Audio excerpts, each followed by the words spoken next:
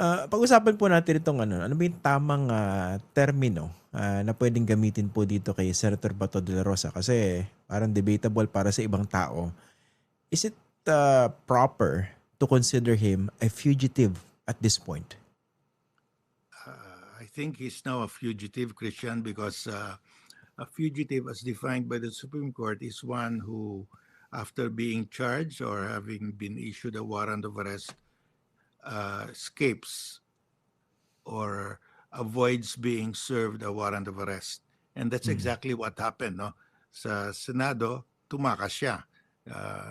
And he's now, we don't know where he is, or publicly has not indicated kung saan siya.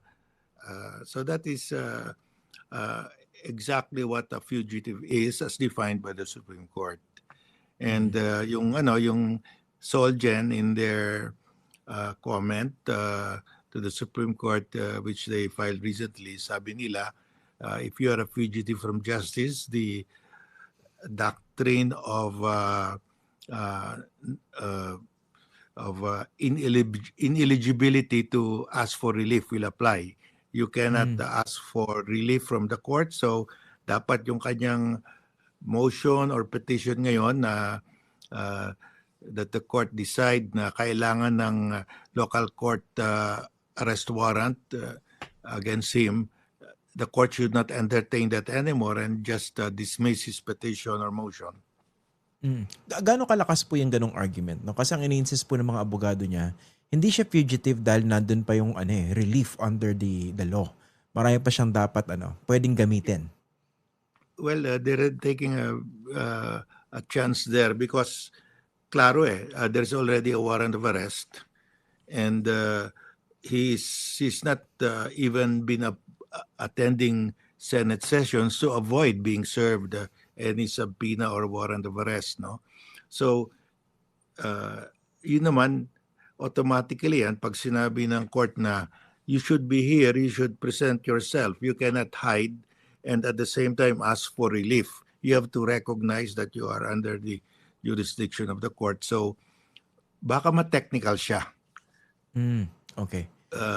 Because of that, the court can say, we will dismiss your petition. Yun ang problema niya. Then, he cannot ask for any relief anymore. Habulin na siya, isa-serve na yung warrant of arrest. Ano po ba yung tamang recourse dito kay Bato de la Rosa? Pwede po ba i-serve sa kanya yung warrant o sumuko siya and then he can avail of whatever Yes. available relief? Dahil you cannot not present yourself to the court, you cannot hide and at the same time ask relief, no? You must first recognize the jurisdiction of the court. And if there is a warrant of arrest, harapin mo yon and then ask that the warrant be quashed, no? Yun ang procedure. You ask for that the warrant be quashed. Hindi pwedeng tatago ka. Po. Paano yung Ask your argument? lawyers to do the job. You have to receive the warrant of arrest and ask that it be quashed. Okay. Speaking of the warrant of arrest, no, ang ini-insist ng kanyang mga abogado, ipakita niyo muna sa amin yung actual arrest warrant. Tapos binanggit din niya ni Senator Alan Peter Cayetano, dapat daw ipakita mismo sa kanila yung arrest warrant.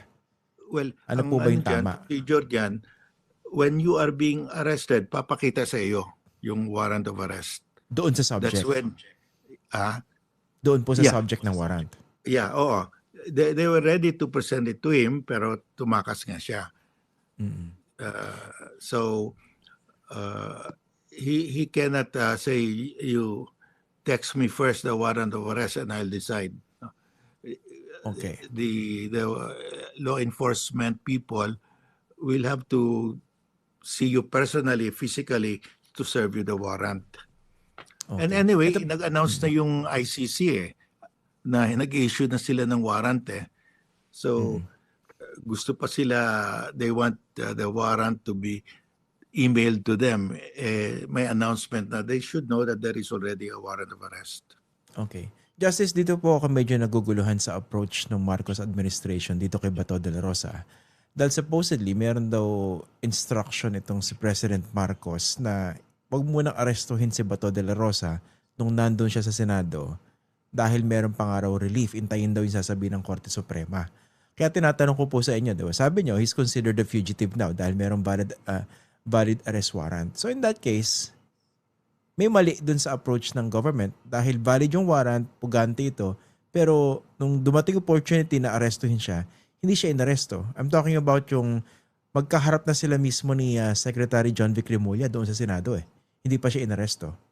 Yun ang problema dahil this is exactly the same, probably almost the same as the situation of former President Duterte, no? Sinerve sa kanya yung warrant of arrest and then sinakay kagad siya. They did not wait for a local warrant of arrest. Pero dito, they're waiting for a local warrant of arrest. Mukhang inconsistent sila. Mm. So, Yun nga po. yeah, yun ang problema doon. Ang sabi ni Presidente, we will wait for the Supreme Court to decide. Pag yung Supreme Court will decide it in 1 year's time, di nakabitin yan. No? And the OSG already has submitted its position na the arrest warrant of ICC is valid and can be enforced. Opo. So may konting weakness doon na hindi enforced, no? Opo. In the first place, optional ba yan on the part of the government? Kasi nung panahon nung situation na when the situation involved former President Rodrigo Duterte, in-apply agad yung arrest warrant tapos nilipad siya sa dahig. Pero dito, waiting for what the Supreme Court would say. Meron bang gano'n na pwedeng tratuhing optional yung pagsaserve ng isang valid warrant from the ICC on the part of the government? Well, yun ang problema. It shows weakness, no? Although the court said that in the event of urgency, they might take additional measures, no? In that when they deny the TRO. But yun nga, inconsistent yan with the Duterte arrest, no? Yun din sinakay kagad siya. So, may hesitancy and that has created confusion. But what they can do is,